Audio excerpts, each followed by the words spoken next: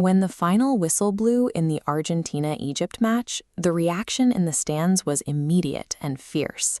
Thousands of supporters demanded an explanation for what they had just witnessed on the pitch. Within 24 hours, the Egyptian Football Association took an extremely rare step.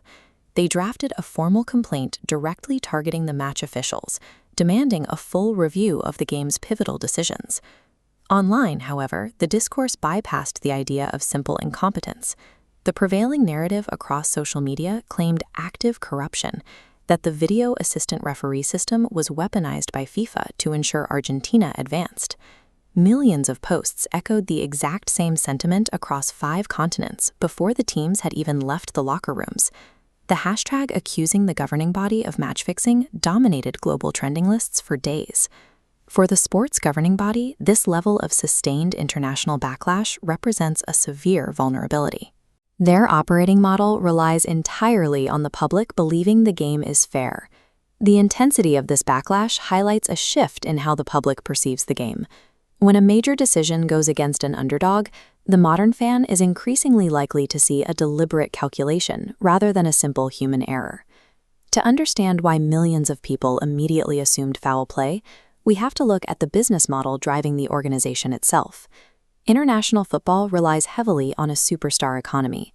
A handful of marquee teams, featuring the most recognizable athletes on the planet, generate the vast majority of global interest.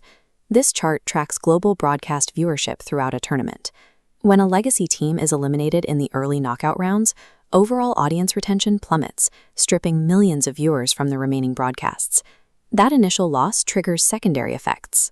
The projected revenue from tournament-specific merchandise and the engagement metrics promised to global sponsors evaporate alongside the television audience. An underdog story generates excellent localized press, but it cannot replace the sheer financial volume of a legacy team playing in a final. The math heavily favors the heavyweights. The organization had a clear, undeniable financial motive for one team to win. The question is whether they actually used the video review technology to guarantee that outcome. Evaluating that claim requires looking at the actual officiating. Every match is controlled by a human team making split-second decisions in real time. The controversy surrounding this match centers on 2 specific moments. The first occurred late in the second half, involving a disputed challenge inside the penalty area that abruptly halted play. Supporters and Egyptian officials argue that the contact was an obvious foul, pointing out that the defender's trailing leg clearly impeded the attacker's forward momentum. They claim a penalty was undeniable. However, checking those claims against the written rules reveals a heavily nuanced standard. The guidelines dictate how referees interpret physical contact. The regulations require determining the defender's intent and their body's position. This forces an immediate, subjective judgment call on an action taking milliseconds. The second major flashpoint involved a potential handball during a chaotic scramble near the goal line, which resulted in the on-field official waving play on. From the referee's ground-level perspective, obscured by multiple players, the contact appeared incidental. That initial in-the-moment read dictates everything that follows. Fans watch slow-motion replays at home and expect the review technology to act as a flawless mathematical filter, definitively proving right from wrong. That the rulebook itself is full of gray areas. When the laws require human interpretation, any call that benefits a larger market team is quickly framed by the losing side as deliberate institutional bias. That bias is attributed to the video assistant referee booth. These isolated rooms process dozens of camera angles away from the noise of the stadium. The officials inside analyze the footage and speak directly into the earpiece of the head referee. The flow of information is strictly regulated, hidden entirely from the players and the public. This flowchart maps the VAR protocol. The system is not designed to re-referee the game. It only intervenes for a clear and obvious error. A poor decision might fail to meet this standard, meaning borderline subjective calls remain untouched by the booth. Inside the arena, fans see none of this process. They experience a long, unexplained pause, followed by a final decision delivered with zero context.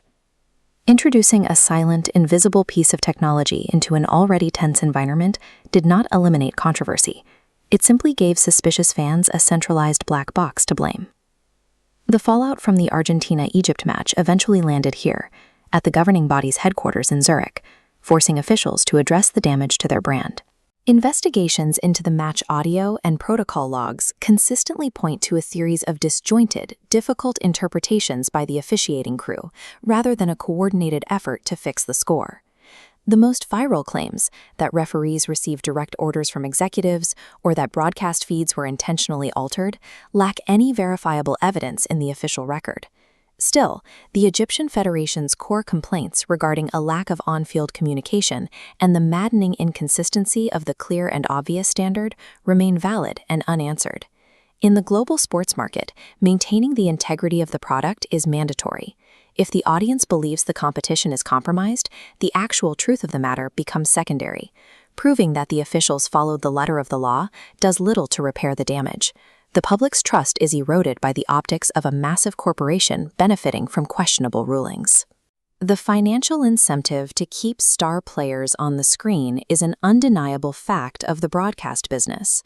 Yet the review process itself is bogged down by ambiguous rules and subjective enforcement, creating outcomes that look suspiciously like bias. Video review was originally implemented to save the sport from human error. Promising perfection and delivering inconsistency stripped the governing body of the benefit of the doubt. The financial motives are clear. The refereeing protocols are public. Whether this match was shaped by structural flaws or something more deliberate, the evidence is out there to be weighed.